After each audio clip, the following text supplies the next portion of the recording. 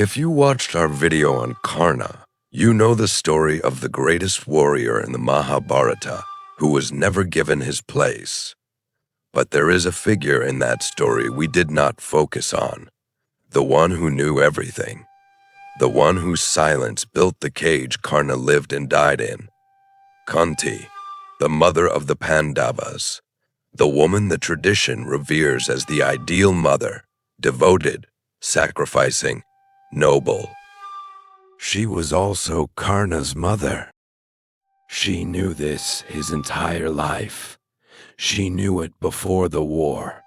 She knew it during every single day of the 18-day battle. She watched her Pandava sons fight him. She watched Arjuna kill him. And she told no one until after he was dead. The Mahabharata is full of secrets. Kunti's is the one that could have changed everything. She carried 3 secrets. Each one shaped the war. None of them were told in time. Kunti was given a mantra as a young woman by the sage Durvasa, a mantra that could summon any god to father a child. She tested it out of curiosity as a young person, without fully thinking through what would happen. The sun god Surya came. Karna was born, radiant, already armored with divine kavach and kundal, the cosmic armor that made him nearly invincible. Kunti was unmarried.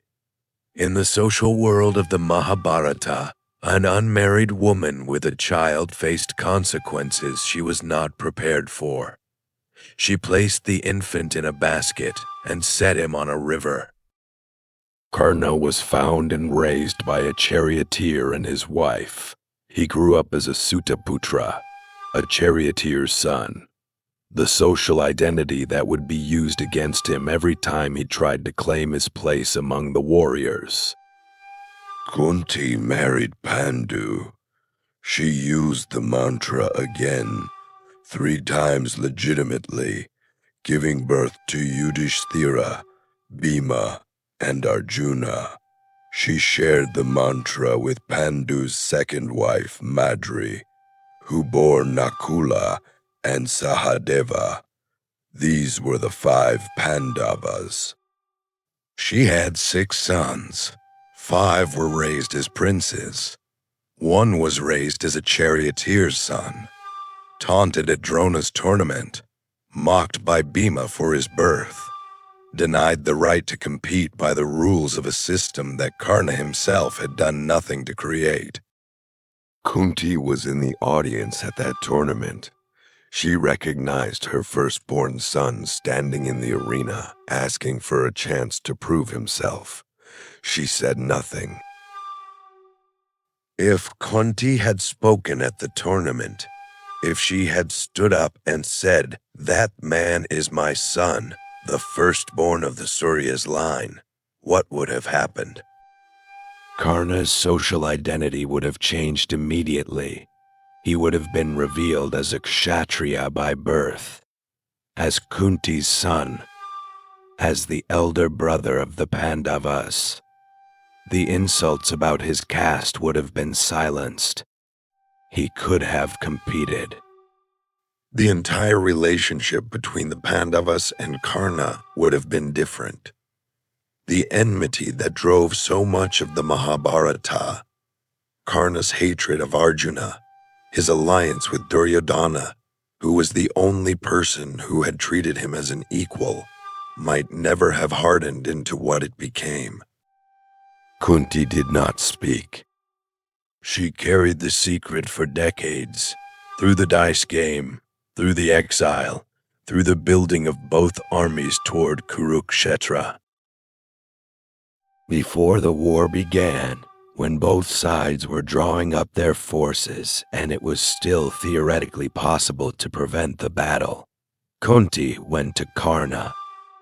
She went to him at dawn, while he was performing his solar worship. She revealed herself. She told him, "You are my son. You are the elder brother of the Pandavas. Come to their side. You will be their eldest brother. You will be Yudhishthira's equal in rank." Karna listened to everything she said, and then he told her the truth she already knew. He said, "Where were you when I needed a mother? Where were you at the tournament when they mocked my birth? Where have you been every year of my life while I fought for the right to be considered a warrior? Duryodhana gave me a kingdom. He made me a king. He stood beside me when everyone else used my birth against me.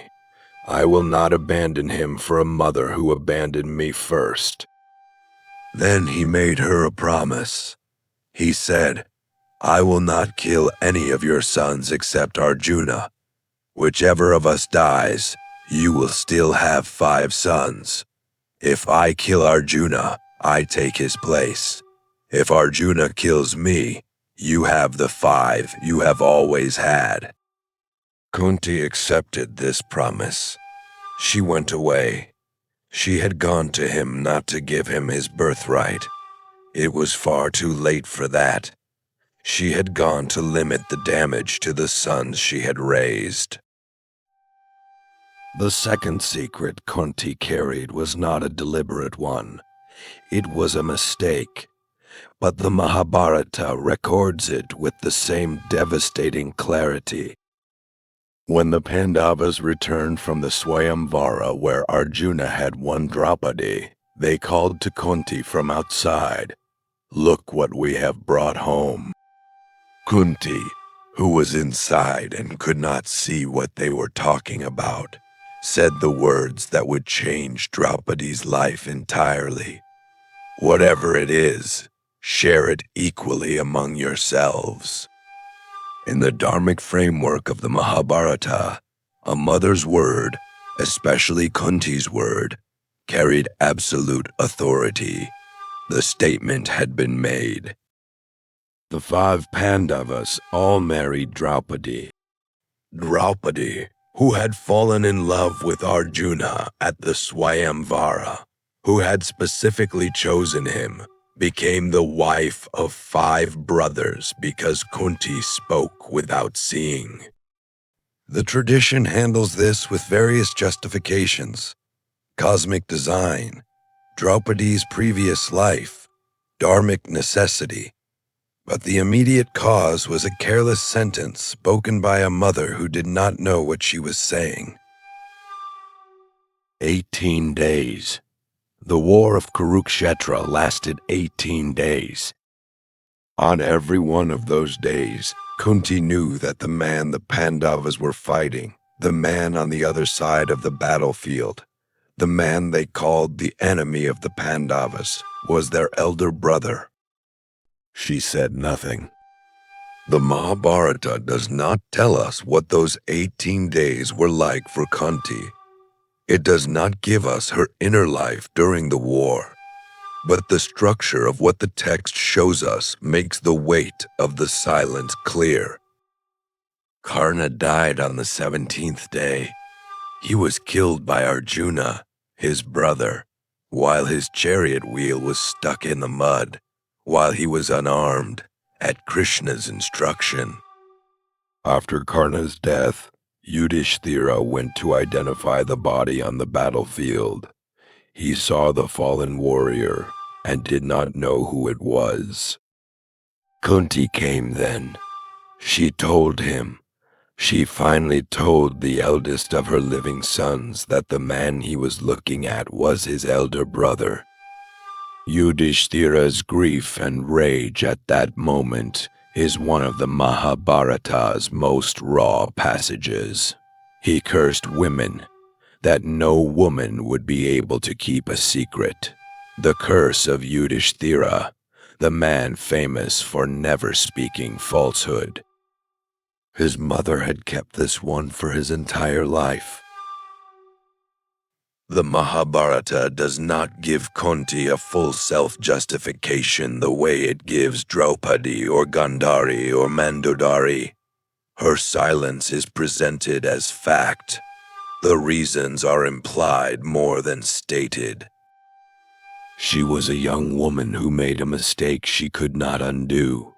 She carried the consequence of that mistake into a marriage, into the raising of 5 sons, into decades of court politics and exile and war. If she had told Pandu, would he have accepted Karna? If she had told the Pandavas, would the relationship with Karna have been different? If she had spoken at the tournament, would the war have been prevented? She did not tell, and each silence built on the previous one, until the weight of it was the war itself. The scholar Draupadi carved in her landmark essay collection Yuganta, which reads the Mahabharata's characters as fully human rather than mythological, wrote about Kunti as one of the most complex figures in the epic.